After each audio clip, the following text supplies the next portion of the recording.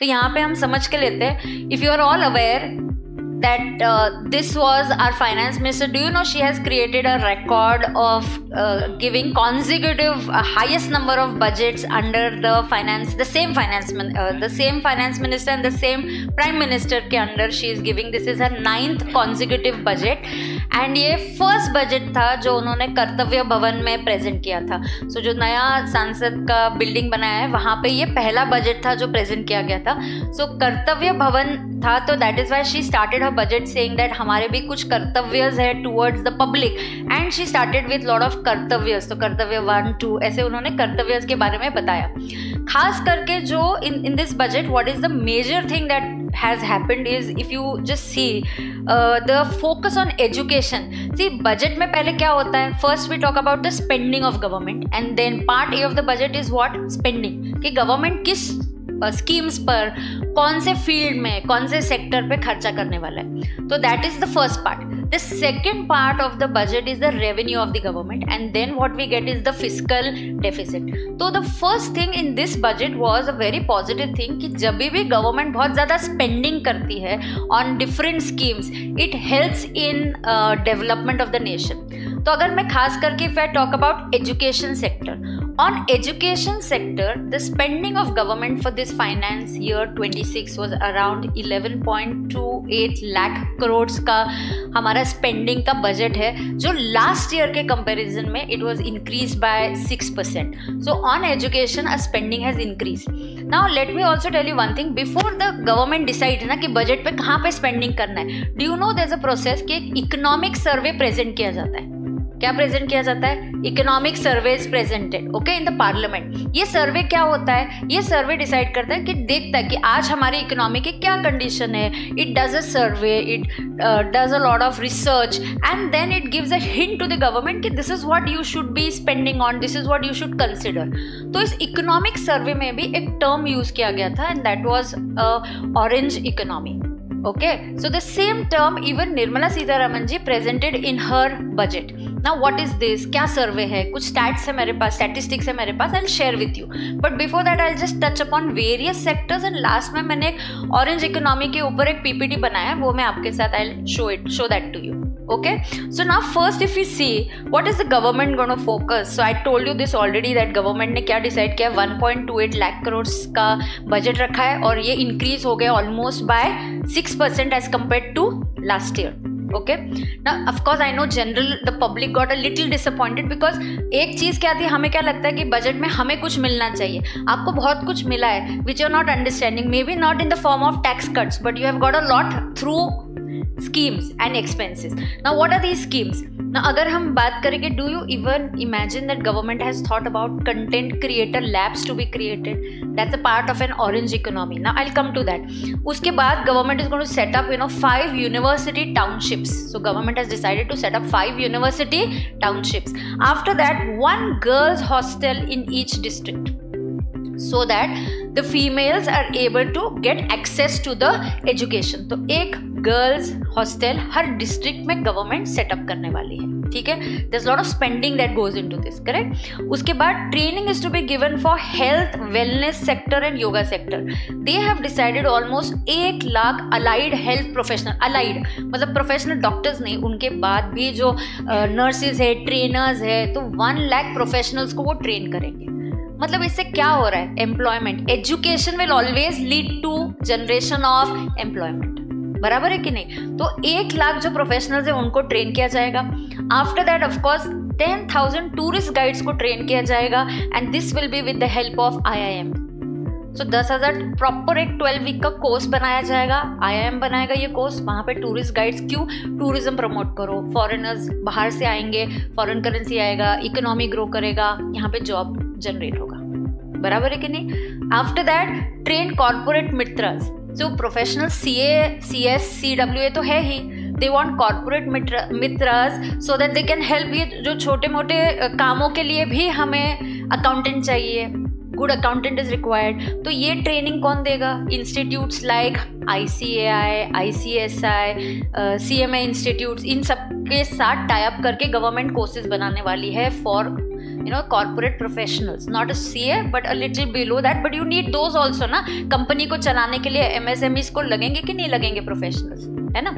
After that there is use of technology to benefit the farmers, there is upskilling of youth, women के लिए है, research development के लिए भी fund है, and in fact सबसे important एक कमिटी बनाई जाएगी called as education to employment and entrepreneur. Look at the link, education, employment, employment से entrepreneurs. तो एक कमिटी बनाई जाएगी and the कमिटी का काम है ये देखना कि how AI and technology is going to have a positive impact as well as maybe a negative impact on jobs. So what should we do? We should be ready for it. Correct? Now let me tell you a few things about the orange. तो ये they're going to assess the AI का impact. तो ये sub committee का काम है. Universities है, training centres आने वाले हैं, ICI के साथ मिलकर स्कीम्स आ गई है, सब कुछ तो है ही.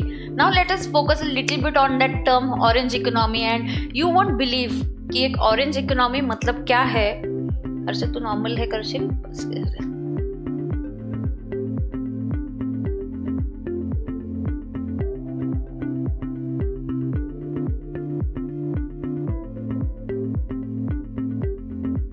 Now see, the budget 2026 talks about the orange economy revolution. Okay. Now first, what is this orange economy? It talks about those sectors जहाँ पे physical goods नहीं है. ये जो sectors है सिर्फ idea पे चलते हैं, कोई physical goods नहीं है. तो ये क्या है? Gaming है, this is designing है, so this basically works on ideas, artist. And this is going to be the new. I'll tell you, एक सर्वे है, मैं आपको दिखाती हूँ. तो basically this is government's animation, gaming and comics and visual effects. इसके ऊपर गवर्नमेंट ने बहुत रिसर्च भी किया है and what they are going to do for this industry, let us understand. So over here, let's say orange economy is a term that is used for intellectual property rather than traditional manufacturing. So this is basically animation, gaming, filming, music, digital content, advertising, fashion, all these industries only from artistic perspective. किसके perspective से? Artist के perspective. इसको orange economy बोलते हैं. तो जहाँ पे physical goods नहीं है, if I start with a computer या लैपटॉप का कोई बिजनेस कर रही हूँ तो ये एक ट्रेडिशनल बिजनेस है, but I come up with ideas, content, I come up with artistic views. There is a survey done कि हमने कॉन्सर्ट, लाइव कॉन्सर्ट जो 24 में हुए, हमने 10,000 करोड़ की इकोनॉमी जनरेट की है उसमें से. This is a survey and research done and US में 9 lakh people are employed only in the business of live concert. कि अलग अलग जगह पे अलग अलग लाइव कॉन्सर्ट्स हो रहे हैं तो लोग लॉजिस्टिक यूज़ होता है, वहाँ पे डिज़ाइनिंग लगता है, आर्टिस्ट लगते हैं. So this industry really has a very big future and ये फ्यूचर के लिए we have the youth who are going to help in doing all this. Okay, so आगे अगर आप ये भी स्टैटिस्टिक्स देखोगे,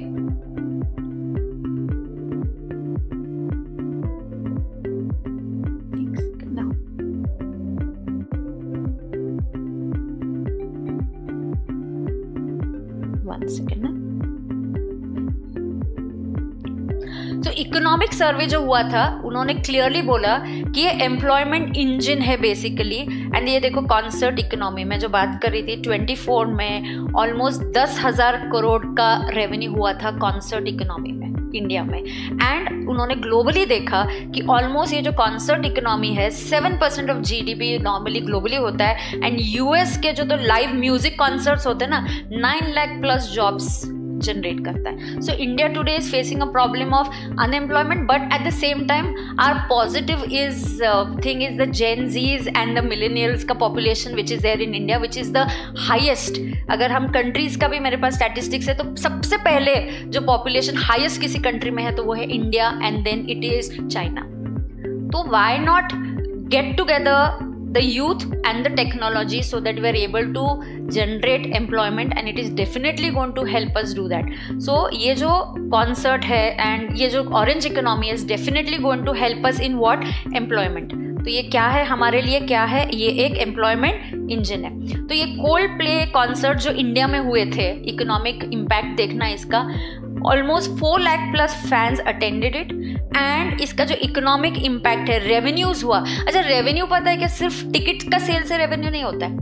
there hospitality, logistics, music support. So ये जो पूरे अलग अलग सेक्टर्स को इम्पैक्ट आता है, तो ऑलमोस्ट 641 CR का जो इम्पैक्ट आया था वो था. एंड लगभग 4 lakh fans had attended this. So we can see there is a very good future for this. This is the data that we have. दूसरा डेटा अगर आप देखोगे कि आजकल टीवी कोई देखता है क्या, so that is in negative. अगर अभी वो स्क्रीन में आपको ये नहीं दिख रहा है clearly because of the lights, तो वो नेगेटिव में है. And look at the other industries that are growing up is you know online gaming, digital media, animation, music, live events. इनका ग्रोथ देखो और टेलीविजन का ग्रोथ जो है वो क्या है, नेगेटिव है. सो वी आर अंडरस्टैंडिंग कि कौन सी मीडिया सेक्टर पे हमें अभी फोकस करना है is what the government has understood. And ये अगर हम जेन जीज की बात करेंगे और मिलेनियल्स की बात करेंगे, तो जो पहली कंट्री है दैट इज़ इंडिया, और जो सेकंड नंबर पे आती है वो है चाइना. सो जो जेन जीज और मिलेनियल्स है, सबसे ज़्यादा पॉपुलेशन. जेन जीज मतलब क्या रे तुम, what age to what age are Gen Zs? From what? Population from what is the age? 15 to 99? No, 99 is millennials के इसमें चले जाएंगे वो तो 2000 onwards. So अभी जिनकी एज लगभग 15 to 29 है, they would come in the category of Gen Zs. And इसका सबसे ज़्यादा population किसके पास है? India. So this is actually a strength for us. So you guys are a strength for us, right? So that's the impact. So what has the finance minister announced? Let us understand. जो निर्मला सीतारमण जी ने क्या announce किया है? She has announced 250 crores of outlay खास करके only for this sector. AVGC sector एक उन्होंने term बोला है. AVGC. A is animation, V is visual effects, G is gaming and C is comics. तो ये इंस्टीट्यूट्स बनाई जाएंगी अलग अलग जगहों पे. तो 15,000 सेकेंडरी स्कूल्स और 500 कॉलेजेस में लैब्स बनाए जाएंगे to train people in this sector. तो स्कूल्स में प्लस कॉलेजेस में, तो 15,000 schools and across 500 colleges. there's already a institute in Mumbai. तो उस इंस्टीट्यूट को बोला गया है कि आप इसको government will give them the support financially and they will set up these labs. So almost 250 crores का जो बजट का आउटले है इस सेक्टर के लिए दिया गया है. And Nirmala Sitharaman ji mentioned in her budget that around 2030 तक इस सेक्टर में कितने प्रोफेशनल्स की ज़रूरत है? 2 मिलियन प्रोफेशनल्स की ज़रूरत पड़ने वाली है. They have estimated by the year 2030. सो अगर हमें पता है कि हमें एस्टिमेट लग रहा है, see what is gonna happen with all this. India is gonna become a very very strong economy and government has identified lot of sectors from tourism, education, Ayurveda, yoga, इतने सारे सेक्टर्स. फार्मर्स के लिए एआई का tool का impact, how AI को भी, technology को भी हमने एजुकेशन में कैसे इम्प्लीमेंट करना चाहिए, ये सारे factors government is considering and this is definitely going to help us generate employment, tourism and lot of other things. So medical tourism, spiritual tourism, government thinks about all this. So it's not only about budget, is not only about tax, but budget is also about various sectors that government is wanting to invest in. Correct? तो यहाँ पे ये 500 colleges, 1500, तो ये projection है कि 2 million professionals हमें लगने वाले हैं और उसके लिए we need to set up from today. Okay, there is a lot of, हम बोल सकते हैं कि स्कैरसिटी है, कम लोग हैं अभी इस फील्ड में जितनी रिक्वायरमेंट है उसके कंपैरिजन में. ठीक है, तो आगे अगर हम देखेंगे, so there is a institute, Indian institute of creative technologies. This is in Mumbai. ये मुंबई में ऑलरेडी इंस्टीट्यूट है. इस इंस्टीट्यूट को बोला गया है कि we will give you all the financial support, you establish labs and you also have content creator labs so that you can train professionals for this. Correct?